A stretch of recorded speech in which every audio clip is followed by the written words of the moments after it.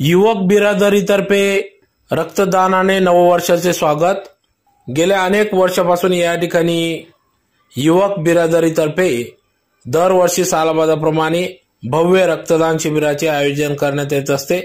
समाजाला आपण काही देणे लागते म्हणून समाजहित उपक्रम गेल्या अनेक वर्षापासून युवक बिरादरीचे पदाधिकारी या ठिकाणी भव्य रक्तदान शिबिराचे आयोजन करतात। संपूर्ण पदाधिकारी या ठिकाणी रक्तदान करून नववर्षाचे स्वागत करीत असतात। रक्तदान चळवळीत मोलाचे योगदान देऊन अनेकांचे प्राण वाचवण्याचे काम या ठिकाणी युवक बिरादरी करीत असते, अशी भूमिका या ठिकाणी युवक बिरादरीचे सर्व पदाधिकारी घेत असतात। तर युवक बिरादरीतर्फे यंदा देखील या वर्षाच्या शेवटच्या दिवशी म्हणजेच आज 31 डिसेंबर 2024 रोजी दुपारी 4 वाजता जिल्हा रुग्णालय येथील अपघात विभाग या ठिकाणी भव्य रक्तदान शिबिराचे आयोजन करण्यात आले। दरवर्षी 31st साजरी करण्याऐवजी रक्तदानाने नवीन वर्षाचे स्वागत करण्याचा विधायक उपक्रम युवक बिरादरीतर्फे राबविला जात असून हा उपक्रम 31 डिसेंबर 1984 पासून सुरू आहे।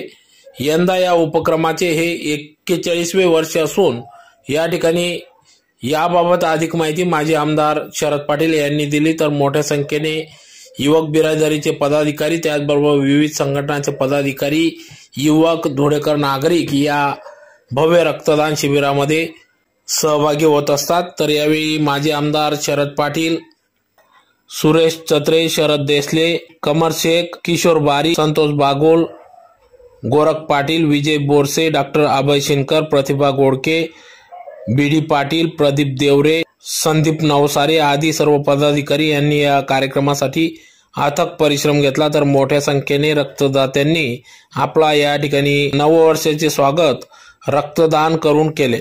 या रक्तदान शिबिरासाठी धुळे जिल्हा रुग्णालयाचे रक्तपेढीचे सर्व अधिकारी कर्मचारी यांनी देखील सहकार्य केले।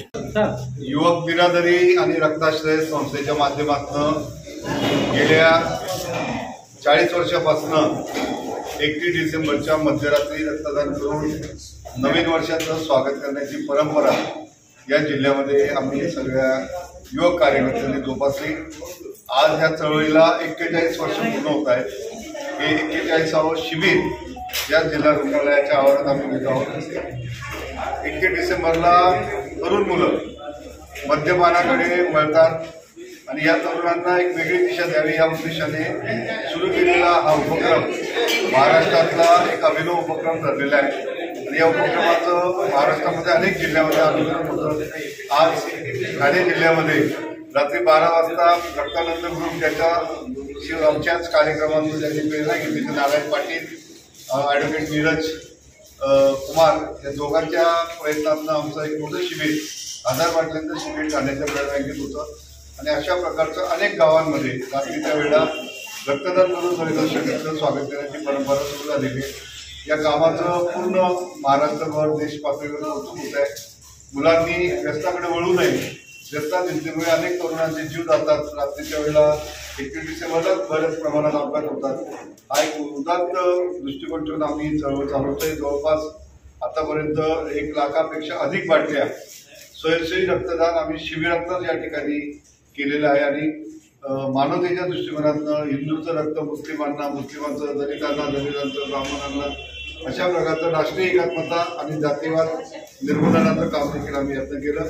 अनेक कार्यकर्ते या चळवळीत घडले आणि आज जिल्ह्यामध्ये प्रत्येक दिवसाला 70-80 बाटल्यांची गरज असताना स्वयंसेवी रक्तदाते ही गरज भरून काढतायत आणि या चळवळीचं पॉयनियर म्हणून आम्ही भूमिका केली। आज त्याचा आम्हाला मनस्वी आनंद होतो। आज शहरामध्ये, जिल्ह्यामध्ये अनेक संस्था, अनेक कार्यकर्ते या चळवळीत काम करतात। नियमितपणे वयाची 60-65 झालेले रक्तदाते सुद्धा आमच्या 31 डिसेंबरच्या रक्तदानाला येतात।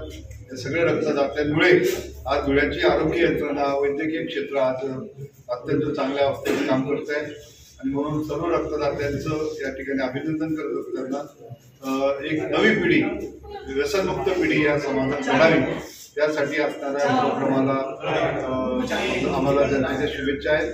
आपल्या जनतेचं आम्हाला सहकार्य मिळावं आणि अनेक रक्तदाते तयार व्हावे अशा प्रकारची भूमिका या प्रसंगी आम्ही